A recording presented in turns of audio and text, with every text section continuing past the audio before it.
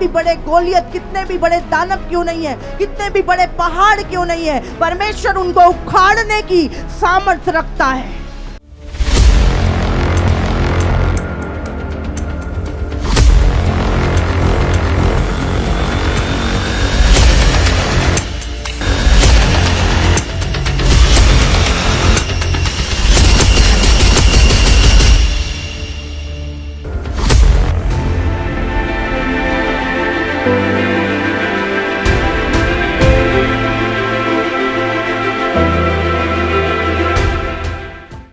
आप जानते हैं परमेश्वर हर एक व्यक्ति प्रभु के अभिषेक को लेना चाहता है। प्रभु का अभिषेक से पहले हमें परमेश्वर का कैरेक्टर मांगना अपने जीवन में।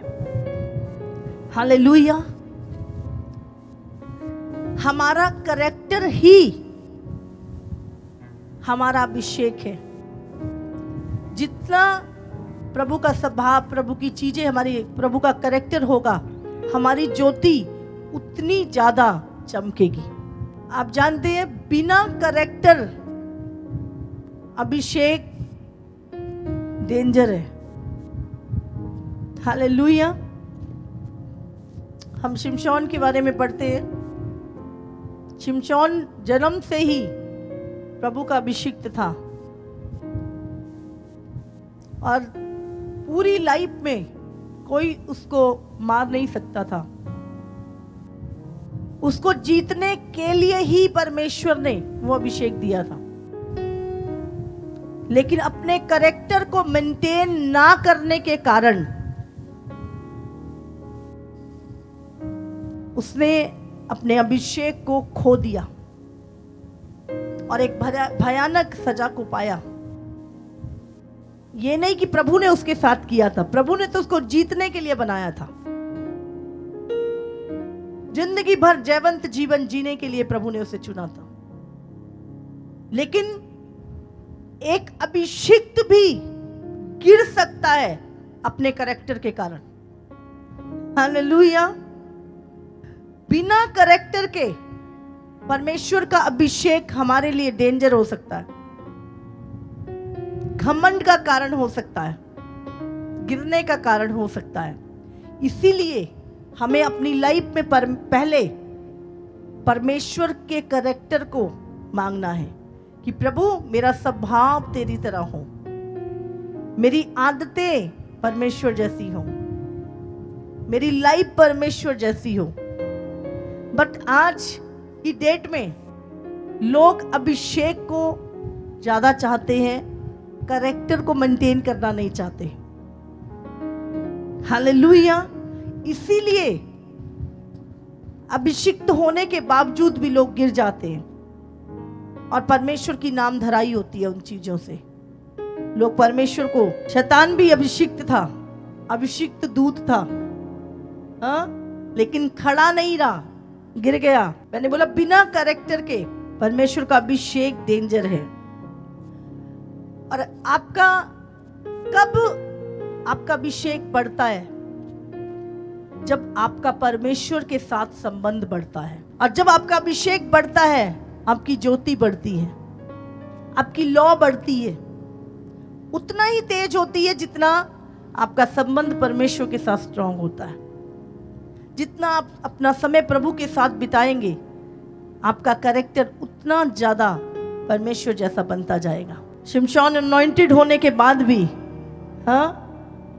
एक खराब मृत्यु मरा। शैतान परमेश्वर के सामने खड़े होने के बाद भी सामने रहता था, वर्शिप करता था प्रभु की, बिल्कुल सामने, लेकिन घमंड के कारण अभिषिक्त होने के बाद भी वो गिर गया। हालेलुया। गेजी अलीशा जैसे प्रभु के अभिषिक्त दास के साथ रहता था। अलीशा जिसने एलिया का दुगना पाया था, गेजी उस अभिषिक्त दास के साथ रहने के कारण भी लालच करके गिर गया अपने अभिषेक से, अपनी कॉलिंग से। हालेलुया। याद रखें, अभिषेक से बढ़कर है हमारा चरित्र, हमारा कैरेक्टर। सबसे अधिक फोकस हमने उस पे करना है। अभिषेक बढ़ता जाएगा, बढ़ता, उसकी लौ बढ़ती जाएगी। हालेलुया। तो क्या मांगना है पहले परमेश्वर से? हाँ, अभिषेक, कैरेक्टर। और यीशु से पावरफुल इस संसार में कोई नहीं है। हालेलुया। जो सेवकाई उसने की, 4 तरह की सेवकाई, टीचिंग, प्रीचिंग, हीलिंग और डिलीवरेंस। ये 4 तरह की सेवकाई थी यीशु मसीह की। हालेलुया। वो शिक्षा देता था, स्वर्ग के राज्य का प्रचार करता था, लोगों को हील करता था और लोगों को दुष्ट आत्माओं से छुटकारा देता था। हालेलुया। और वो सारी चीजें वो उस अभिषेक के द्वारा कर पाया जो उसने परमेश्वर पिता से पाया। हालेलुया। कितने लोग समझ रहे हैं? आज का वचन आपने ध्यान से सुनना है, क्योंकि मैं नहीं चाहती आप प्रभु के अभिषेक को लेकर घमंड में आके गिर जाएं। मैं तो बहुत अभिषिक्त हूं। हाँ, अभिषेक डेंजर है बिना कैरेक्टर के। एक वचन निकालेंगे हम, 2 पत्रस। ये पत्री पत्रस ने उस समय लिखी जब वो अपने आखिरी दौर में था। उसका 2 से पढ़ेंगे हम। बहुत से उनके समान लुचपन करेंगे, जिनके कारण सत्य के मार्ग की निंदा की जाएगी। वे लोभ के लिए बातें गढ़कर तुम्हें अपने लाभ का कारण बताएंगे। बाइबल में लिखा, अंत के दिनों में झूठे भविष्यवक्ता, झूठे उपदेशक झूठा प्रचार करेंगे और जिन्होंने उसको मोल लिया है, यीशु मसीह ने अपना लहू देकर, उसका इनकार करेंगे और अपने आप को विनाश में डाल देंगे। और बहुत से उनके समान लुचपन करेंगे, गंदे काम करेंगे, जिसके कारण सत्य के मार्ग की निंदा की जाएगी। वे लोभ के लिए बातें गढ़कर तुम्हें अपने लाभ का कारण बनाएंगे और जो दंड की आज्ञा उन पर पहले से हो चुकी है, उसके आने में कुछ भी देर नहीं और उनका विनाश ऊंघता नहीं। अभी पढ़ेंगे 4 से, ध्यान से। क्योंकि जब परमेश्वर ने उन स्वर्गदूतों को जिन्होंने पाप किया नहीं छोड़ा, पर नरक में भेजकर अंधेरे कुंडों में डाल दिया, ताकि न्याय के दिन तक बंदी रहे, और प्राचीन युग के संसार को भी ना छोड़ा, वरन भक्तिहीन संसार पर महाजल प्रलय भेजा, पर धर्म के प्रचारक नूह समेत 8 व्यक्तियों को बचा लिया और सदोम और अमोरा के नगरों को विनाश का ऐसा दंड दिया कि उन्हें भस्म करके राख में मिला दिया, ताकि वह आने वाले भक्तिहीन लोगों की शिक्षा के लिए एक दृष्टांत बने और धर्मी लूत को, जो अधर्मियों के अशुद्ध चाल चलन से बहुत दुखी था, छुटकारा दिया, क्योंकि वह धर्मी उनके बीच में रहते हुए और उनके अधर्म के कामों को देख देख कर और सुन सुन कर हर दिन अपने सच्चे मन को पीड़ित करता था। तो प्रभु भक्तों को परीक्षा में से निकाल लेना और अधर्मियों को न्याय के दिन तक दंड की दशा में रखना भी जानता है। विशेष करके उन्हें जो अशुद्ध अभिलाषाओं के पीछे संसार के अनुसार चलते और प्रभुता भी करते हैं। वे ढीठ और हठी हैं और ऊंचे पद वालों को बुरा भला कहने से नहीं डरते, तो भी स्वर्गदूत जो शक्ति और सामर्थ में उनसे बड़े हैं, प्रभु के सामने उन्हें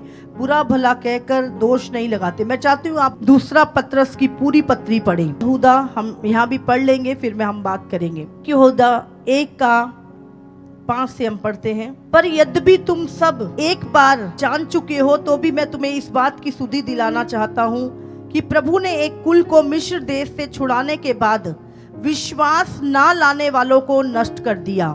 फिर जिन स्वर्गदूतों ने अपने पद को स्थिर ना रखा वरन अपने निज निवास को छोड़ दिया, उसने उनको भी उस भीषण दिन के न्याय के लिए अंधकार में जो सदा काल के लिए हैं बंधनों में रखा है। जिस रीति से सदोम और अमोरा और उनके आसपास के नगर जो इनके समान व्यभिचारी हो गए थे और पराये शरीर के पीछे लग गए थे, आग की अनंत दंड में पड़कर दृष्टांत ठहरे हैं। आप जानते हैं आज शैतान नहीं चाहता कि लोग सच्चाई को जाने, लोग खरी शिक्षा को जाने।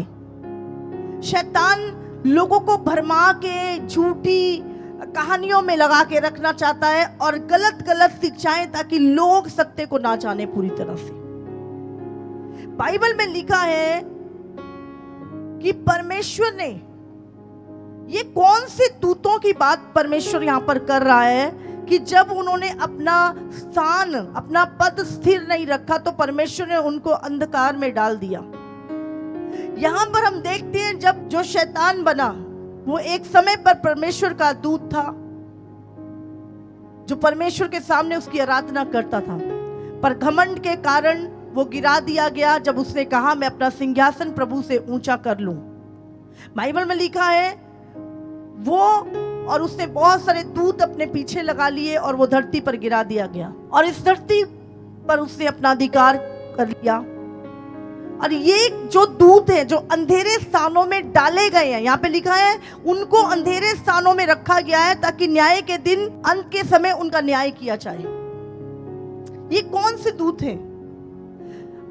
बहुत सारे लोग बाइबल जब पढ़ते हैं, अगर आपने उत्पत्ति 6 पढ़ा हो, उसमें लिखा है कि परमेश्वर के पुत्र मनुष्यों की पुत्रियों के साथ उन्होंने विवाह किए और उनसे जो बच्चे पैदा हुए वो जाइंट्स पैदा हुए, दैत्य पैदा हुए, राक्षस पैदा हुए उनसे। और उन्होंने जब वो पैदा हुए, ये कौन थे? ये परमेश्वर के वो पुत्र थे जो परमेश्वर के साथ स्वर्ग में रहा करते थे और इनका जो पद था वो स्वर्गदूतों से भी एक तरह से ऊंचा था। और बताया जाता है कि इनकी गिनती 200 दूतों की थी और ये पूरी सृष्टि, पूरी पृथ्वी, पूरा हर चीज के ऊपर पहरुए थे, वॉचर्स थे। सब चीजों का ध्यान रखना, सब चीजों के ऊपर इनको अधिकार दिया गया था। इन्होंने जब परमेश्वर की, जब मनुष्य की पुत्रियों को देखा, बाइबल में लिखा है स्वर्ग में शादी ब्याह नहीं होंगे।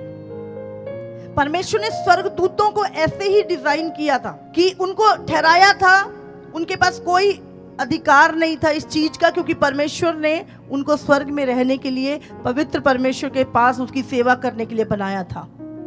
लेकिन बाइबल कहती है इन्होंने अपने पद को स्थिर नहीं रखा। अगर हम इसको पढ़ें, क्योंकि जब परमेश्वर ने उन स्वर्गदूतों को जिन्होंने पाप किया नहीं छोड़ा, पर नरक में भेजकर अंधेरे कुंडों में डाल दिया ताकि न्याय के दिन तक बंदी रहें। ये न्याय होगा जो प्रकाशित वाक्य 20 में लिखा है, तब ये न्याय होगा इनका।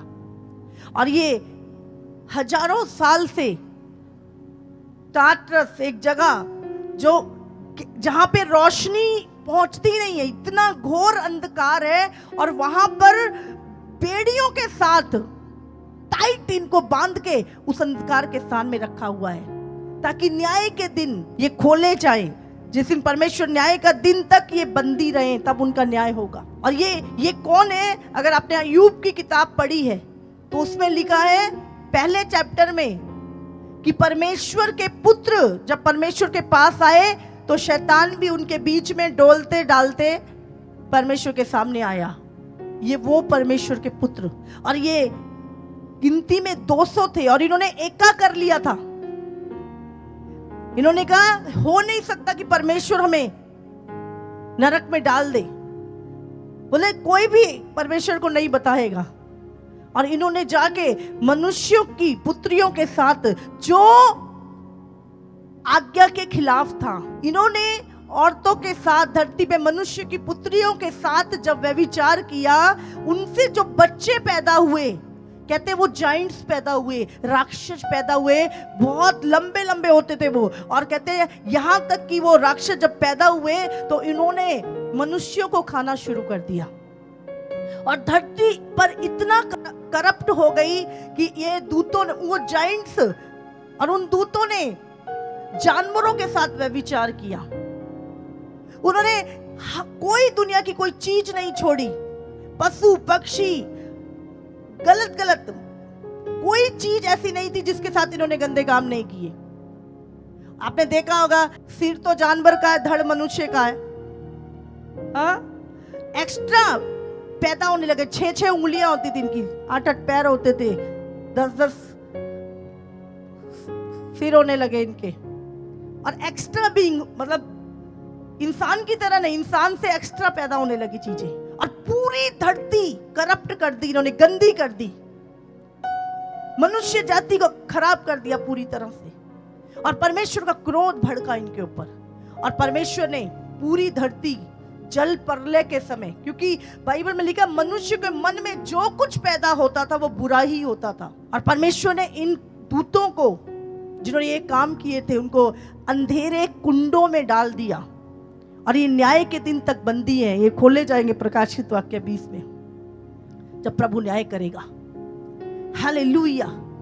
और उसके बाद अगर हम पढ़े सदोम और अमोरा के बारे में हम पढ़ते हैं, वहां भी यही पाप, समलैंगिक लोग थे वहां पर, पुरुषों के साथ वे विचार करते थे, जानवरों के साथ, और वहां पे इतना पैसा था, वहां पे किस भरपूरी का स्थान था सदोम और अमोरा, कोई कमी नहीं थी वहां पे, खाने को पीने को बहुत ही भरपूरी वाली जगह थी सदोम और अमोरा। लेकिन वहां पर ये पाप, समलैंगिकता, अडल्ट्री, यहां तक कि जब परमेश्वर के दूत गए देखने, जब परमेश्वर के कानों में उनके पाप की चिल्लाहट पहुंची, तो उन दूतों के साथ भी उन्होंने व्यभिचार करने की कोशिश की। इतनी गंदगी वहां पर फैल गई थी, और परमेश्वर का क्रोध भड़का, और परमेश्वर ने स्वर्ग से आग बरसा के सदोम और अमोरा का नाश किया था। और बाइबल में लिखा है जब आदम और हव्वा ने भी परमेश्वर की अनाज्ञाकारिता की, जिसको परमेश्वर ने अपनी संगति के लिए बनाया था, परमेश्वर ने उनको भी अदन की वाटिका से बाहर कर दिया था, और वो खून और पसीने की रोटी खाने लगे। आज बहुत सारे लोग कहते हैं ਅਸੀਂ खून पसीने की रोटी खाने हैं। पसीना आप जानते हैं श्राप है, श्राप के कारण ही प्रभु ने कहा आज से तू खून और पसीने की रोटी खाएगा, तुझे मेहनत करनी पड़ेगी, धरती पे तू बोएगा पर कांटे भी उगेंगे साथ में।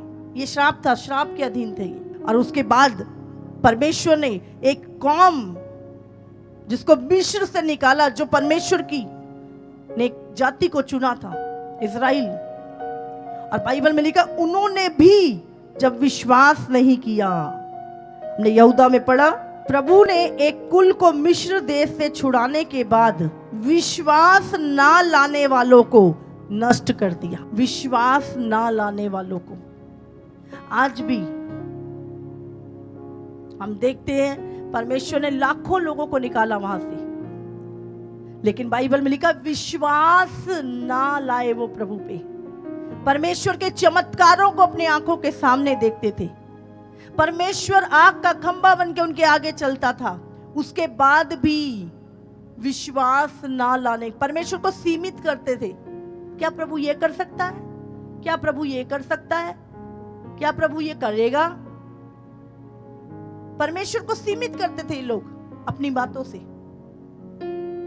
शक करते थे परमेश्वर के ऊपर, और लिखा ये विश्वास ना लाने के कारण नष्ट कर दिया। राक्षसों की ऐसी जाइंट्स जो होते थे, दानव जो होते थे, उनकी ऐसी प्रजातियां थी कनान देश में जो रहती थी, जिनको इंसान कभी मार नहीं सकता था अपनी ताकत से। कहते 7 प्रकार की ऐसी प्रजातियां दानवों की कनान में रहती थी। इसीलिए परमेश्वर ने इजराइलियों को बोला तुम्हारा युद्ध मैं लड़ूंगा। उसने कहा मैं तुम्हारे संग संग हूं, संग्राम यहोवा का है। उसने इजराइलियों को बोला था मैं तुम्हारे लिए लड़ूंगा, क्योंकि वो जो दानव वहां रहते थे उनको वो हरा नहीं सकता था। इसलिए परमेश्वर ने उनके युद्ध लड़े, खुद परमेश्वर ने उनको नाश किया। क्योंकि जब यहोशू और कालेब कहते हैं उस कनान नगर में गए, तो उन्होंने देखा कि वहां तो अरे बहुत इतने दीवार जितने 13-13 फुट के दानव रहा करते थे। और जो 12 गुप्तचर वहां पर गए थे, 10 तो कहने लगे, बोले नहीं नहीं नहीं हम नहीं, उनको हम तो उनके सामने टिड्डियां लगते हैं, इतने बड़े हैं वो, इतने चौड़े हुआ करते थे वो, और इतने लंबे कि उनके सामने मनुष्य छोटा सा लगता है। बोले टिड्डियां लगते हैं हम उसके सामने, इतने बड़े दानव है वहां पर। लेकिन यहोशू और कालेब ने कहा, कहते कुछ नहीं है वो, हमारे लिए वो टिड्डों के समान है, हम 1 मिनट में उनका नाश कर देंगे क्योंकि यहोवा हमारे साथ है। हालेलुया। उनका विश्वास अपनी ताकत पे नहीं था, उनका विश्वास परमेश्वर की सामर्थ पे था। आज जब हम विश्वास नहीं करते परमेश्वर की सामर्थ पर, हम अपनी बीमारी में, अपने दुखों में नाश होते रहते हैं। हालेलुया। हमें याद रखना, परमेश्वर के लिए कुछ भी असंभव नहीं है। आपकी लाइफ में कितने भी बड़े गोलियत, कितने भी बड़े दानव क्यों नहीं है, कितने भी बड़े पहाड़ क्यों नहीं है, परमेश्वर उनको उखाड़ने की सामर्थ रखता है, यदि आपका विश्वास है तो। हालेलुया। कितनों को समझ में आ रहा है? लेकिन याद रखें, अपने पद को हमेशा स्थिर रखें, बने रहे प्रभु में। इसीलिए परमेश्वर ने हमें पवित्र आत्मा दिया। परमेश्वर को पता था ये इंसान चल नहीं सकते, चाहे परमेश्वर हमारे लिए क्रूस पर मर गया, परमेश्वर ने हमारे उद्धार का मार्ग खोल दिया था, लेकिन उसके बाद भी परमेश्वर को पता था कि शैतान इनको फिर से भरमाएगा, ये अकेले नहीं चल सकते। इसलिए परमेश्वर ने स्वर्ग से, प्रभु ने कहा जब तक पवित्र आत्मा ना आए तुम यहीं पर ठहरे रहना, क्योंकि बिना पवित्र आत्मा के तुम जय नहीं पा सकते। हालेलुया। और परमेश्वर ने वो पवित्र आत्मा हमारे भीतर दिया ताकि हम उन चीजों के ऊपर जय पा सकें। हालेलुया। हम पवित्र जीवन को जी सके, हम एक जयवंत जीवन जी सके। कितनों को समझ में आ रही है? बाइबल में लिखा, परमेश्वर ने जब उन स्वर्गदूतों को जो परमेश्वर के पुत्र कहलाते थे, आप जानते हैं हरमोन नाम की पहाड़ पर इन लोगों ने ये इकट्ठे हुए। आज भी वो हरमन की पहाड़ इजराइल में है, जहां पे ये दूत इकट्ठे होके इंसानी रूप में निम्रोद को पकड़ा था, और उसी ने पहली बेबीलोन की मीनार बनवाई थी, जहां पे भाषाओं की गड़बड़ी पड़ी थी। दुनिया में इतनी भाषा नहीं थी, एक ही भाषा थी पहले, एक ही मूल के लोग हुआ करते थे। और जब शैतान ने इंसान को, निम्रोद को पकड़ा, उसने उनको बताया हम तुझे स्वर्ग का रास्ता बताते हैं, क्योंकि वो स्वर्ग के दूत थे। और उन्होंने धरती पे लोगों को भ्रष्ट करने की, उन्होंने एक मीनार बनाई, एक गुम्मत बनाया बहुत, और सब एक भाषा के थे। और प्रभु ने देखा कि अगर ये पापी होते हुए स्वर्ग में चढ़ गए तो स्वर्ग में भी पाप कर देंगे, स्वर्ग में भी गंदगी फैला देंगे। और परमेश्वर ने उसी समय, अगर आप उत्पत्ति का 11 चैप्टर पढ़े तो दुनिया में जो भाषा में गड़बड़ी डली, परमेश्वर ने वहीं पे डाली थी। बाइबल में लिखा है वहां पे भाषा में गड़बड़ी डाली गई, और एक दूसरे की भाषा समझ नहीं आ रही, और वो लोग बिखर गए और अलग अलग जगहों पर जाकर बस गए। हाँ, मरमिट देखिए, अगर पानी में आपने देखा हो, पूंछ मछली की है और मुंह औरत का होता है। इस तरह की बहुत सारी आइटमें आपको दुनिया में देखने को मिल जाएंगी। हाँ, मुंह बकरी का है, धड़ आदमी का है, सिर किसी और चीज का है, धड़ कोई और है, धड़ कुछ और है, मुंह बकरे का लगा हुआ। इस तरह की बहुत सारी चीजें आपको दुनिया में, ये गड़बड़ी, ये सिर्फ बाइबल में नहीं, और भी बहुत सारी जगहों पर इस चीज का जिक्र है जो यहाँ पर हुई थी। उनकी जो पैदाइश हुई, हाँ, दानवों, जब कहते मनुष्य के, परमेश्वर के वो पुत्र स्वर्गदूत जो एंजल थे, जब वो मनुष्य की पुत्रियों के साथ उन्होंने व्यवहार किया तो उनसे जो पैदा हुए वो जाइंट्स हुए, ऊट पटांग राक्षस पैदा होने लगे। मनुष्यों की जो प्रजाति थी वो बिगड़ गई थी। इसीलिए परमेश्वर ने नूह के समय प्रभु पूरी दुनिया के ऊपर जल प्रलय ले आया, और सारे संसार, सिर्फ 8 लोग, नूह और उसका परिवार 8 लोग बचे थे, और पूरा संसार पानी में डूबकर नाश हो गया। तभी आज दुनिया में कितने ब्लड ग्रुप पाए जाते हैं पता है आपको? 8, 4 पॉजिटिव और 4 नेगेटिव, 8 ही ब्लड ग्रुप है, क्योंकि 8 ही लोग उस जल प्रलय में बचाए गए थे। शैतान नहीं चाहता आप खरी शिक्षा को सुनो, आपको सत्य पता चले, इसीलिए वो हमें उलझा के रखता है। यीशु मसीह हमें धर्म देने नहीं आया था, यीशु मसीह हमें सत्य देने आया था, ताकि हम सत्य को जाने और आजाद हो उस अंधकार की शक्तियों से। बाइबल में लिखा है, आज भी दूत तो है। बाइबल में अगर आप इफिसियों 6 में पढ़ो तो उसमें लिखा है, तुम्हारा युद्ध लहू और मांस से नहीं, अंधकार की शक्तियों से है जो आसमान में है। अंधकार की शक्तियां कौन सी? उसमें लिखा प्रधान दूत, हाकिम, अधिकारी और सेना। ये कौन से दूत? ये वो गिराए हुए दूत थे जिन्हें परमेश्वर ने स्वर्ग से गिराया था। पर ये जो अंधकार में जो डाले हैं दूत, जो न्याय के दिन तक बंदी है, ये कौन से दूत थे? ये वो दूत थे जिन्होंने उत्पत्ति की किताब 6 में मनुष्यों की पुत्रियों के साथ गलत काम किए थे। ये वो वाले दूत हैं। आज हम सोचते हैं कि अरे कोई बात नहीं, जो मर्जी कर रहे हैं हम।